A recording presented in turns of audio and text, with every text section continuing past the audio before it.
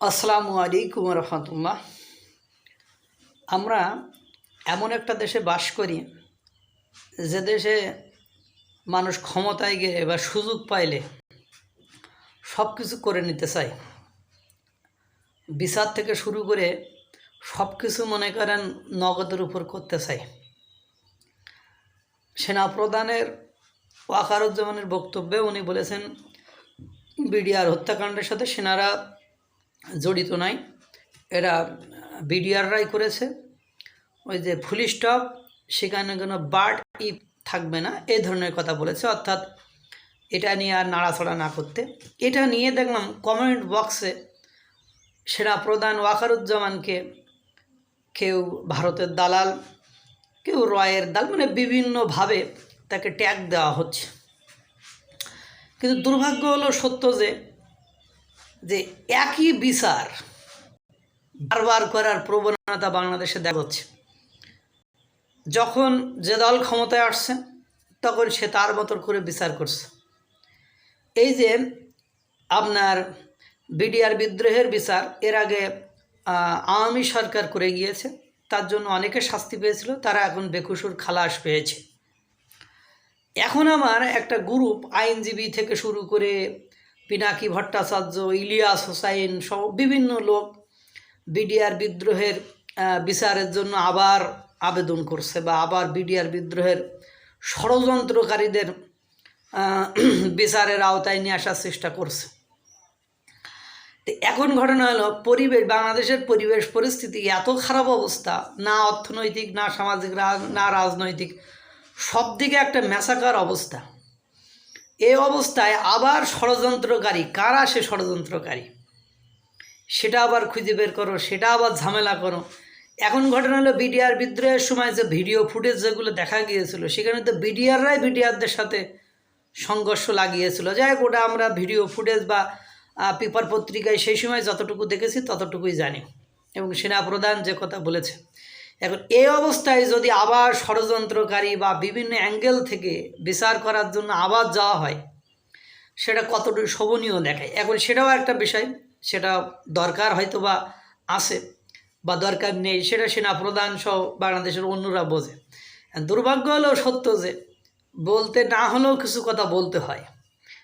21শে আগস্টে যে গ্রেনেড হামলা হলো, সেই হামলায় আপনার 20-22 জনের মতো, 20-20-20-এর অধিক লোক মারা গেল। সে হত্যাকাণ্ড কেউ না কেউ তো করছিল। এখন আজকে এক মানে সেনাবাহিনীর মেজরের এক স্ত্রী দেখলাম বলল, আমার ওয়াইফ জিয়াউর রহমানের চোখে চশমা দিত, ভালোবাসতো, শেখ হাসিনা ক্ষমতায় এসে আবার জিজ্ঞাসা করেছিল। মানে ষড়যন্ত্রকারী হিসাবে দেখা যায় ওই দিকেই টার্ন করানোর চেষ্টা করতেছে। যাই হোক, ওটা ব্যাপার না, ওটা আমরা জানিও না। কিন্তু কথা হলো, বাংলাদেশের মানুষ যে এত ন্যায় বিচার চাই, এতকাল যত অন্যায় হয়েছে সবই তাহলে আমলি কালারেই করছে, আর কেউ তো করি নাই। 21শে বিএনপির আমলে যে 21শে আগস্টে গ্রেনেড হামলা হলো, সেই গ্রেনেড হামলার বিচার তো এখন বর্তমান সময় কেউ চাচ্ছেন না। যে ওই গ্রেনেড হামলার, আমি সাংবাদিক মাসুদ কামাল স্যারের বক্তব্যে দেখছিলাম, উনি বলছিলেন যে ওখানে তো মারা গিয়েছিল, কিভাবে মারা গেল, কেন মারা গেল, সেটা তো তদন্ত হওয়া উচিত, সেটারও তো বিচার হওয়া উচিত। যারা বেকসুর খালাস পেয়েছে তারা অন্যায়কারী না হলে খালাস পেয়েছে, আলহামদুলিল্লাহ, কোনো সমস্যা নেই। কিন্তু কথা হলো, ওখানে তো 21-22 জন লোক মারা গিয়েছিল, সেটার বিচার কি হলো? সেটার বিচারের জন্য কোনো ন্যায়পরায়ণ ব্যক্তিত্ব তো এই বিচারটা চান না। এটা তো কেউ বলেন না। কেন বলেন না? আমার প্রশ্ন এখানে কিছু থেকে যায়, কেন বলেন না আপনারা? এগুলো বলতে হবে। বিচার হলে সবার বিচার হোক, ন্যায় বিচারই হোক। কিন্তু ঘটনা হলো, আমরা এখন ক্ষমতায় এসে আমাদের সুবিধার মতো বিচার করব, আমাদের সুবিধার মতো কাউকে ষড়যন্ত্রকারী বলবো। কিন্তু কথা হলো, আমাদের মানে অসুবিধা বা আমাদের আওতার বাইরে বা আমাদের যেটা দরকার না সেটা নিয়ে কথা বলবো না, এটা নিয়ে তো ন্যায় বিচার হয় না। আমি চাই বিডিআর বিদ্রোহের বিচার হোক, 21শে আগস্টেরও বিচার হোক, এবং 24-এর গণ অভ্যুত্থানে যেসব পুলিশগুলোকে, নিরীহ পুলিশগুলোকে, এই যে আপনার সিরাজগঞ্জে যে থানা আক্রমণ করে 13 জনকে জ্বালিয়ে পুড়িয়ে হত্যা করা হলো, ওখানকার আমার জানা মতে সিরাজগঞ্জে তো কোনো কেউ হত্যা হয়নি, কোনো সমন্বয়ক হয়নি, কোনো বৈষম্য বিরোধী ছাত্ররা ওখানে তো হত্যা হয়নি, খুন হয়নি। তো এই 13 জন তাহলে ওখানে তো গুলি চালায়নি, তাহলে এই 13 জন যে মারা গেল তারা তো নিরপরাধ, তারা নিঃসন্দেহে নিরপরাধ। তাহলে তাদেরকে যে হত্যা করা হলো সেই হত্যার বিচার তো কেউ চায় না যে এই হত্যার বিচারগুলো করা হোক। শুধু আমার ক্ষেত্রে ঠিক আছে, তখনকার সেনাপ্রধান যারা মারা গেল তাদের স্ত্রীরা এসে এখন আন্দোলন মিছিল মিটিং সভা সমাবেশ করতেছে, বিভিন্ন অনুষ্ঠানে যে কথা বলতেছে, কিন্তু এখন যারা এই যে 25-এর গণ অভ্যুত্থানে যারা মারা গেল তারা তারা তারা কি অপরাধ করছে? মানে সিরাজগঞ্জে যে ঘটনাটা বললাম 13 জন মতো পুলিশ, মানে তারা কি অপরাধ করেছে? কারণ সিরাজগঞ্জে তো কোনো গণহত্যা হয়নি, সিরাজগঞ্জে কোনো গণহত্যা হয়নি আমার জানা মতে। তাহলে তাদের বিচারের কথা তো কেউ বলেন না, যে পুলিশগুলো মারা গিয়েছে যে তাদেরকে যারা হত্যা করলো তাদের বিচারের কথা তো বলেন না।